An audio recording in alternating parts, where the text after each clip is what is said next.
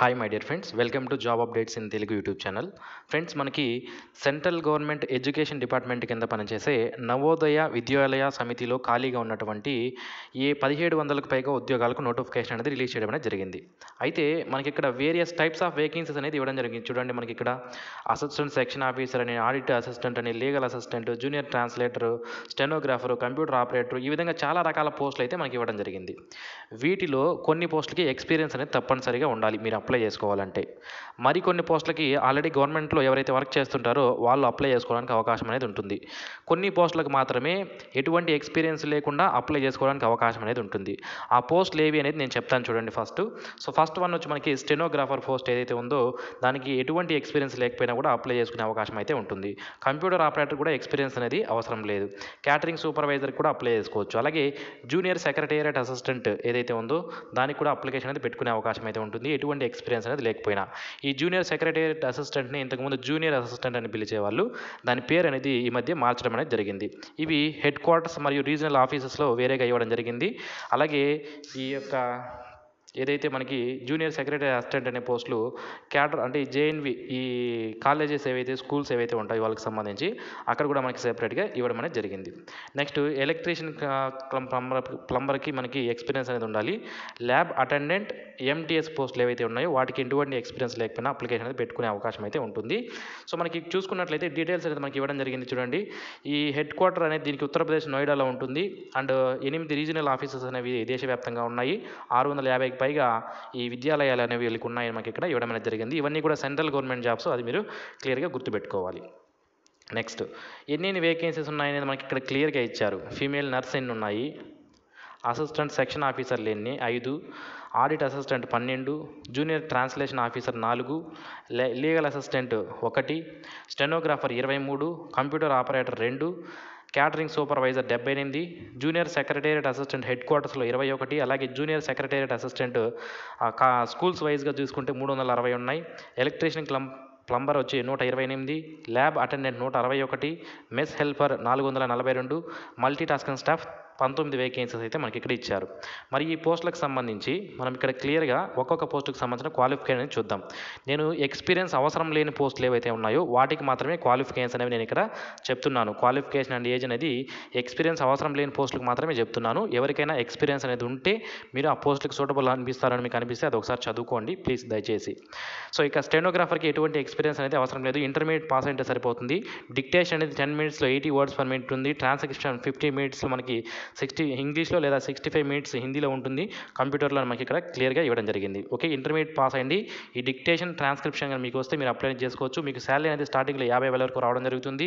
18 నుంచి 27 సంవత్సరాల మధ్యలో ఉన్న వాళ్ళు ఈ పోస్టులకు అప్లై చేసుకోవచ్చు. అయితే ఏజ్ రిలాక్సేషన్ అనేది ఎస్సీ ఎస్టీ వాళ్ళకి 5 సంవత్సరాలు, ఓబీసీ వాళ్ళకి 3 సంవత్సరాలు as per central government rules ప్రకారం వర్తించడం అనేది జరుగుతుంది.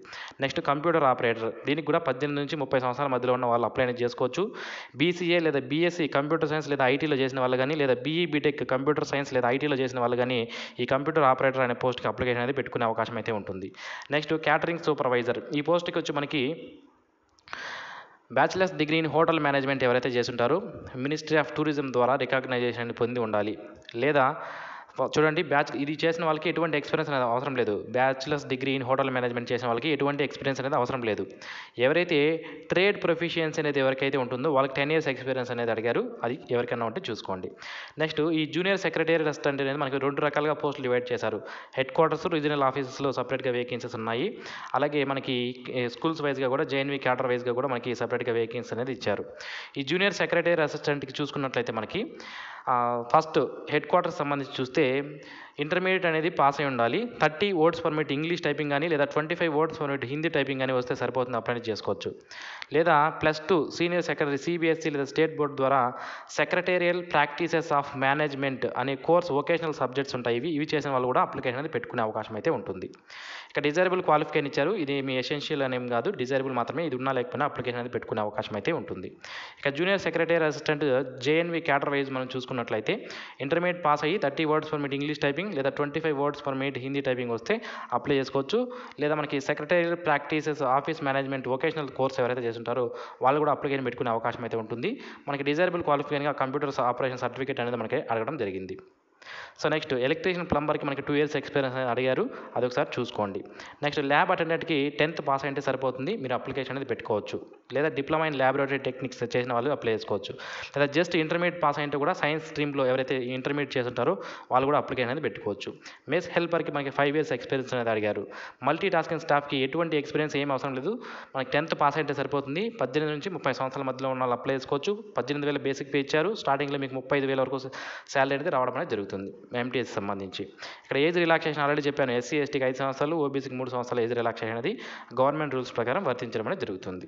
ఇక ఈ పోస్టులకు సంబంధించి మెథడ్ ఆఫ్ సెలక్షన్ అనేది ఏ విధంగా ఉంటుంది అండ్ ఫస్ట్ ఎగ్జామినేషన్ సెంటర్ చూసుకుంటే ఆంధ్రప్రదేశ్లో విశాఖపట్నం, విజయవాడ, గుంటూరు, నెల్లూరు, కాకినాడ, అనంతపురంలో ఎగ్జామ్ సెంటర్స్ అనేవి ఉంటాయి. తెలంగాణకు సంబంధించి మనం ఎగ్జామ్ సెంటర్ చూసుకుంటే హైదరాబాద్, మహబూబ్ నగర్, నిజామాబాద్, ఖమ్మం, కరీంనగర్లో మనకి ఎగ్జామ్ సెంటర్స్ అనేవి ఉంటాయి. మనకి ఎగ్జామ్ సెంటర్స్ కూడా సెంట్రల్ గవర్నమెంట్ అయినప్పటికీ కూడా చాలా ఎగ్జామ్ సెంటర్సే మనకి ఇవ్వడం అనేది జరిగింది. సో ఇక సెలక్షన్ ప్రొసీజర్లో మనం చూసుకున్నట్టయితే ఏం సిలబస్ ఉంటుంది అనేది నేను మీకు చెప్తాను. చూసుకుంటే మనకి ఇక్కడ ఫస్ట్ స్టెనోగ్రాఫర్ సంబంధించి పార్ట్ 1, పార్ట్ 2, పార్ట్ 3 ఇచ్చారు. Basic computer operations, general awareness and current affairs, language test అనేది ఇవ్వడం జరిగింది. మొత్తం 100 మార్కుల ఎగ్జామ్ అనేది కండక్ట్ చేస్తారు. 2 hours ఎగ్జామ్ టైం అనేది మనకి ఇవ్వడం జరిగింది. నెక్స్ట్ దీని తర్వాత స్కిల్ టెస్ట్ అనేది ఉంటుంది. స్కిల్ టెస్ట్ సంబంధించి ఆల్రెడీ ఎడ్యుకేషన్ క్వాలిఫికేషన్ చెప్పుకున్నప్పుడు చెప్పాను. ఇక కంప్యూటర్ ఆపరేటర్ సంబంధించి 4 సబ్జెక్ట్స్ ఉంటాయి. Part 1 reasoning ability, part 2 aptitude, part 3 వచ్చి మనకి లాంగ్వేజ్ టెస్ట్ అనేది ఉంటుంది. పార్ట్ 4లో నాలెడ్జ్ ఆఫ్ కంప్యూటర్ ఆపరేషన్స్ అనేవి ఉంటాయి. 130 మార్క్స్ ఎగ్జామ్ అనేది కండక్ట్ చేస్తారు. 2.5 hours టైం అనేది మనకి ఇవ్వడం జరిగింది. నెక్స్ట్ క్యాటరింగ్ సూపర్వైజర్ సంబంధించి మనకి 5 సబ్జెక్ట్స్ అనేవి ఉంటాయి. Reasoning, general awareness, language proficiency test, knowledge of computer operations, domain సంబంధించి క్యాటరింగ్ సంబంధించి 60 క్వశ్చన్స్ వస్తాయి. 120 మార్కులకి ఎగ్జామ్ అనేది కండక్ట్ చేస్తారు. 2.5 hours మనకి టైం అనేది ఇవ్వడం జరిగింది. నెక్స్ట్ జూనియర్ సెక్రటేరియట్ అసిస్టెంట్కి రెండింటికి కూడా సేమే ఉంటుంది. దీనికి చూసుకున్నట్లయితే మనకి 5 సబ్జెక్ట్స్ ఉంటాయి. Mental ability and reasoning, quantitative aptitude, general awareness and current affairs, language test, general English and general Hindi 2 ఉంటాయి.